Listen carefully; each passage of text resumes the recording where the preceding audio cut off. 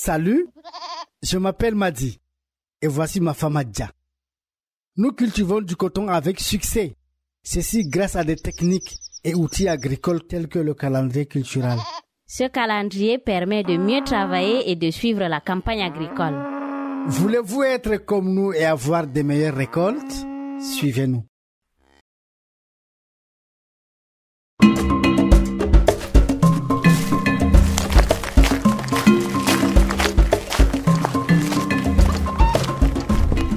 Voisin, tu es là? Oui, Bouba, je suis là. Mais qu'est-ce qui te réjouit comme ça? J'ai une très bonne nouvelle pour toi. Tu as gagné au TSC. Non, mieux que ça, voisin. J'ai trouvé un moyen de se faire plus d'argent dans la culture du coton. Ah bon? De quel moyen s'agit-il? De quoi parles-tu concrètement? Tu sais que les intrants qu'on récupère au magasin là nous coûtent sérieusement cher. C'est même ça qui diminue nos bénéfices. Ah oui, bien sûr. En plus, les gens là nous donnent trop d'intrants à utiliser. Je suis sûr que c'est pour nous forcer à leur donner le maximum d'argent issu de nos revenus. Qu'est-ce que tu proposes alors?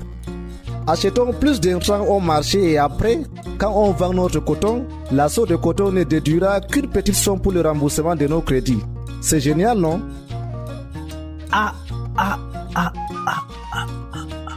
Bouba, toi tu es un petit malin, hein? Malheureusement, il y a quelque chose que tu oublies dans ton calcul. N'oublie pas que la bonne production de ton champ dépend aussi de la qualité et de la quantité des intrants que tu utilises. Si tu utilises moins d'intrants que ce qui est recommandé, ta production sera très mauvaise et donc tes revenus vont chuter. Tu vas rien gagner. Ah bon? Et ce n'est pas tout, Bouba. Si tu persistes avec cette pratique, au bout de quelques années, tu ne pourras même pas produire du coton dans ce champ, tellement tu l'auras appauvri. Caille! Pourtant, celui qui utilise correctement les intrants en respectant les dosages prescrits et qui respecte le calendrier culturel fera une très bonne récolte et une bonne affaire. Oui, tu as raison, Madi. J'ai compris. Bouba, il y a encore un autre sujet très important dont je voulais te parler. La scolarisation des enfants.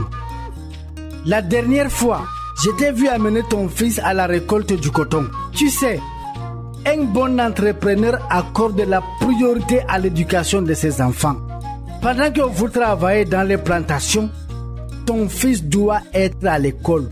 Et quand il rentre, il doit faire ses devoirs pour avoir des bonnes notes en classe. Donc, si vous le faites travailler au champ, vous allez perturber ses études. Donc, je vais avoir un enfant qui ne va jamais m'aider au champ.